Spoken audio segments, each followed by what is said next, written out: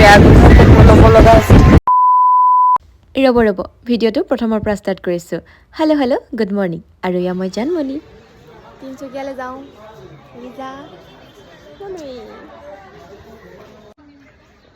আমি মানে আহিলোঁ, ষ্টেচন পালোহি বাৰু। এতিয়া এটাই প্ৰব্লেম, বৰষুণৰ ওপৰত কেলৈ বোলে জিন্স পিন্ধি আহিলোঁ, কেলৈ মই পিন্ধি আহিলোঁ। ঘৰৰ পৰা ভালকৈ ষ্টেচন পালোহি হয়, কিন্তু তিনিওজনীৰে এটাই প্ৰব্লেম, কেলৈ এযোৰ কাপোৰ পিন্ধি আহিলোঁ, ইমান বতৰ বেয়া। টিকেট কাটি ৰেডি আৰু ট্ৰেইনখনলৈ ৱেইট কৰি আছিলোঁ আৰু শেষত আহিও গ'ল। আমি তিনিওজনীয়ে ইজনীৰ সিজনী মুখখন চাই ইমানেই হাঁহি আছিলোঁ, কাৰণ আমাৰ এক্সপেক্টেশ্যনছ বহুত ডাঙৰ আছিল।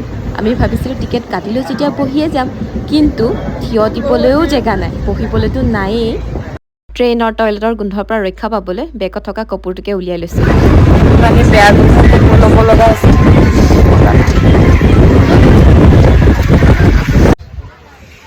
আমি চিট পালোঁ গাইজ, কিন্তু এনেকে মানুহৰ ঠেলা হেঁচা, টয়লেটৰ গোন্ধ আৰু বহিব নোপোৱা দুখটো লৈ তিনিচুকীয়া পালোহি। সেয়া যে দেখিছে বাউণ্ডাৰী দি থৈ দিয়া, সেইটো হৈছে তিনিচুকীয়াৰ মাজমজিয়াত থকা তিনিকুণীয়া পুখুৰী।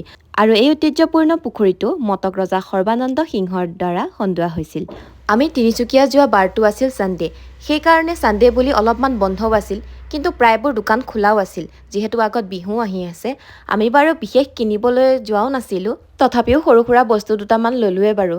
এতিয়া বস্তু দেখিনো ক'ত ৰ'ব পাৰোঁ, হয়নে বাৰু? যিমান যি পাৰিলোঁ বজাৰখনতে চালোঁ, খালোঁ, ঘূৰিলোঁ। তিনিচুকীয়ালৈ প্ৰথমবাৰ আহিছোঁ বুলি এইখিনিয়ে যথেষ্ট।